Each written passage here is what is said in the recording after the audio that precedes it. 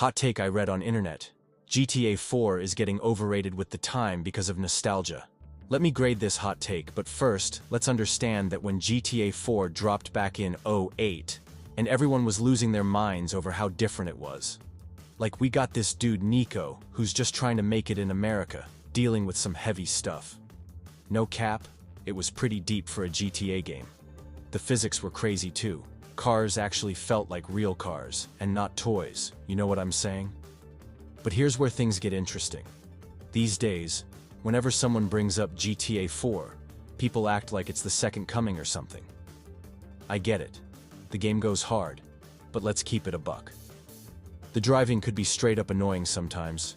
Liberty City was giving 50 shades of gray with that color palette, and some missions had you doing the same thing over and over. But people kinda sweep that under the rug because of the nostalgia hits. But calling it overrated might be a bit much. Like, the game was actually trying something different. It wasn't just about causing chaos and running from cops, though that was still fire. It was telling this whole story about the American dream being kinda mid, and that was pretty bold for its time, no cap. I think GTA 4 deserves its flowers, but maybe not for the reasons everyone's saying. The game wasn't just about being realistic. It was about having the guts to say, yeah, we're gonna make this darker and more serious, when everyone was expecting another wild ride like San Andreas. That's low-key revolutionary if you think about it. If we're rating this hot take, I'm giving it a B-. Like, I see where they're coming from with the nostalgia thing, but they're not seeing the whole picture.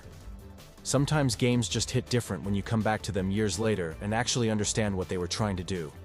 At the end of the day though, it's not that deep. Whether you're Team GTA 4 or Team GTA 5, both games went crazy in their own way. Next hot take. GTA humor is childish and not smart. Well, that's kinda weird, cause that's the whole point. GTA's humor has always been about being deliberately on the nose. We're talking about obvious parodies like iFruit phones, Life Invader, Facebook, and radio ads about capitalism going wild. It's not trying to be some 5,000 IQ Rick and Morty multiverse brain melter, and that's actually the whole point. GTA's humor is like that friend who's not afraid to point at something ridiculous and just go, bruh. It's not shooting for subtle social commentary or complex philosophical jokes. Instead, it's going for broad strokes that everyone can get. Whether you're a teenager just vibing with the game, or an adult who picks up on the political satire. When you look at stuff like the Republican Space Rangers or Princess Robot Bubblegum, it's not trying to be clever. It's intentionally over the top, almost like a middle schooler making fun of everything.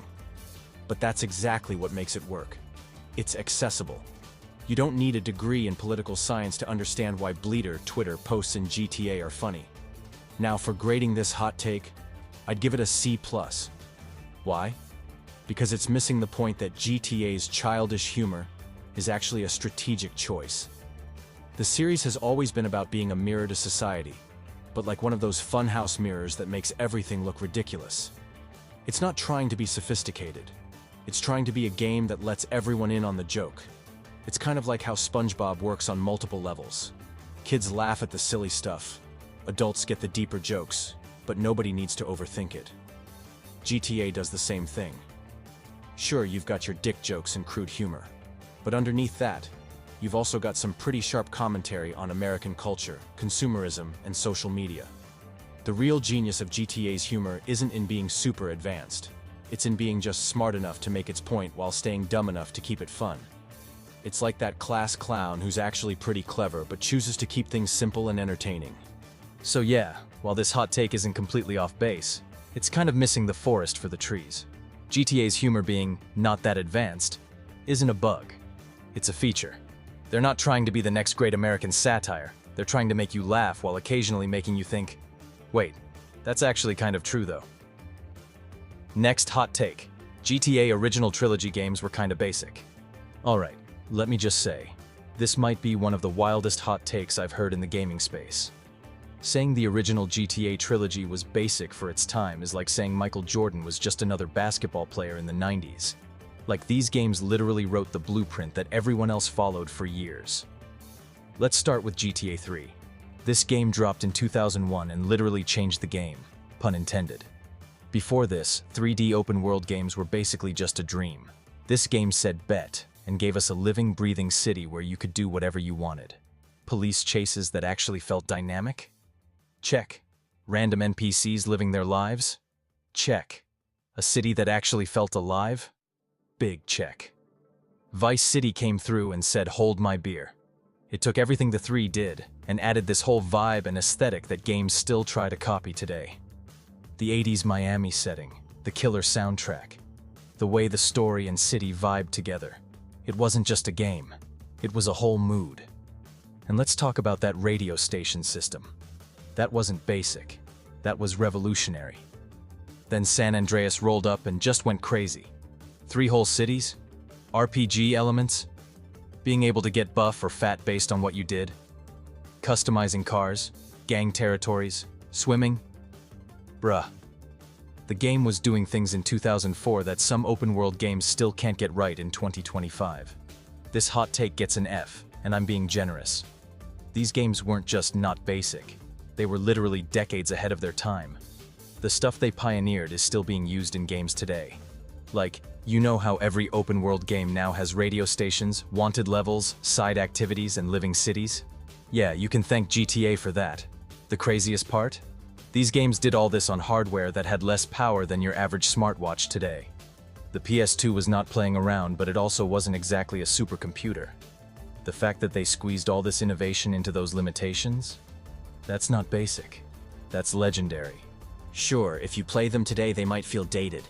But that's like criticizing the Wright brothers' plane for not having Wi-Fi. These games laid the foundation for literally everything we love about open-world games today. And let's keep it real. The fact we're still talking about these games, still comparing new games to them, still seeing their influence everywhere, that's not what basic games do. Basic games get forgotten. These games? They're still making people mad enough to drop hot takes in 2025. So nah, this ain't it, Chief. The original Trilogy wasn't basic, it was breakthrough.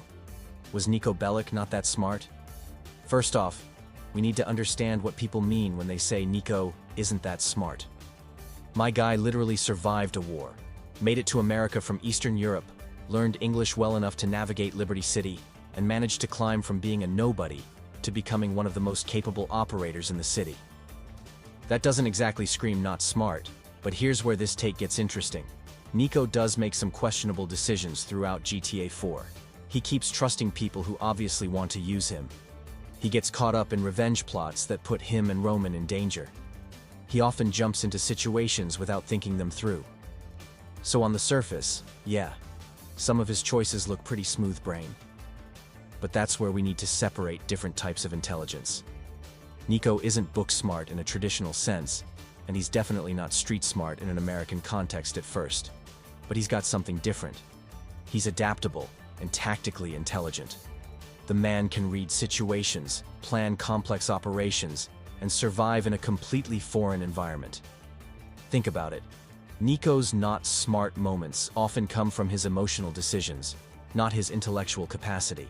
He's driven by trauma, loyalty, and a desire for revenge. That's not being dumb, that's being human. My man's out here dealing with PTSD while trying to navigate a new country's criminal underworld.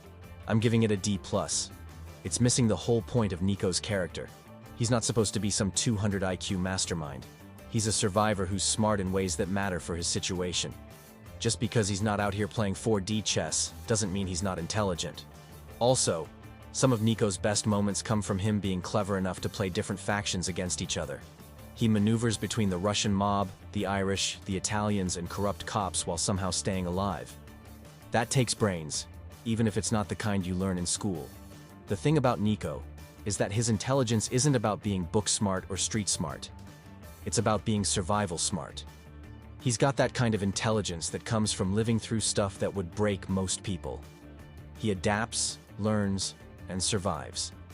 People confusing emotional decisions with lack of intelligence is exactly what makes this take miss the mark. Niko's story is compelling precisely because he's smart enough to know better sometimes, but his trauma and personal code push him to make choices that might not be the most logical. Next, Michael DeSanta is protagonist of GTA 5. Finally, a hot take I can completely agree with, but is this really a hot take though? From the very opening of GTA 5, it's Michael's story that sets everything in motion. That prologue in North Yankton isn't just a tutorial. It's the inciting incident that haunts every major plot point that follows. Michael's decision to fake his death and make a deal with the FIB creates the domino effect that eventually brings all three protagonists together. Think about the core theme of GTA 5. It's essentially a deconstruction of the American dream, and Michael is literally living that twisted version of it. He's got the big house in Rockford Hills, the family, the pool, the tennis court, everything that's supposed to represent making it. But he's miserable, spending his days drinking by the pool and paying a therapist to listen to him complain about how empty his life is. He's the embodiment of be careful what you wish for. Franklin's role in the story actually reinforces Michael's position as the main character. Franklin is basically looking at a younger version of Michael, ambitious, talented, wanting more than his current life. Michael becomes both a mentor figure and a cautionary tale for Franklin. Their relationship is the classic student-teacher dynamic, but with this dark twist where the teacher is clearly a mess himself. Trevor's entire presence in the story exists because of Michael. Trevor isn't just some random psycho. He's the living, breathing consequence of Michael's past choices. He represents everything Michael tried to leave behind, the unhinged reality of their criminal life that Michael tried to sanitize with his Vinewood lifestyle. Trevor's arrival in Los Santos is like Michael's past literally coming back to haunt him. The main missions almost always tie back to Michael's deal with the FIB. Even when we're playing as Franklin or Trevor, we're often dealing with situations that spiral out from Michael's attempted escape from his past. The heists? They start because Michael loses his temper and destroys a house. Very Michael moment, putting him back in debt. The FIB drama? All because of Michael's original deal with Dave Norton. Let's talk about character development. While Franklin and Trevor largely remain the same people, with Franklin maybe becoming more ambitious, and Trevor just being Trevor, Michael's arc is the most complete. He starts as this miserable, retired criminal trying to play suburban dad, goes through a complete breakdown of his fake life, and eventually has to confront both his past and present to figure out who he really is. The movie references and Vinewood setting aren't just GTA being GTA. They're specifically tied to Michael's character. He's obsessed with classic movies, constantly quotes them, and eventually even gets involved in the film industry. The game's satire of Hollywood culture is directly tied to Michael's perspective as someone who bought into the fantasy of reinvention that Vinewood represents. Even the family dynamics make Michael the center of the story. His relationship with Amanda, Jimmy, and Tracy gets way more screen time than any other personal relationships in the game. Their dysfunction is both a source of comedy and a serious examination of what happens when you try to build a family life on a foundation of lies. The endings of GTA 5 also center around Michael. Whether players choose to kill Trevor, kill Michael, or save both, the fundamental choice is about Michael's story. Do we let him finally face the consequences of his past betrayal, or do we let him find redemption? Franklin might be making the choice, but it's Michael's fate that carries the most narrative weight. All of this doesn't mean Franklin and Trevor aren't important. They absolutely are. But they're supporting characters in what's fundamentally Michael's story.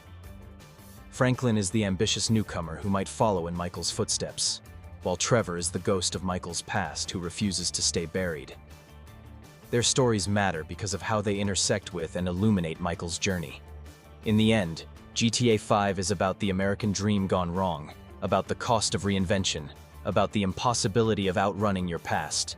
And Michael DeSanta embodies every single one of these themes. He's not just a main character, he's the main character, with Franklin and Trevor serving as perfect foils to different aspects of his story. So yeah, calling Michael the main character of GTA 5 isn't really a hot take. It's just acknowledging the game's core narrative structure. The story begins with him, revolves around him, and ultimately finds its resolution through him. And we are done.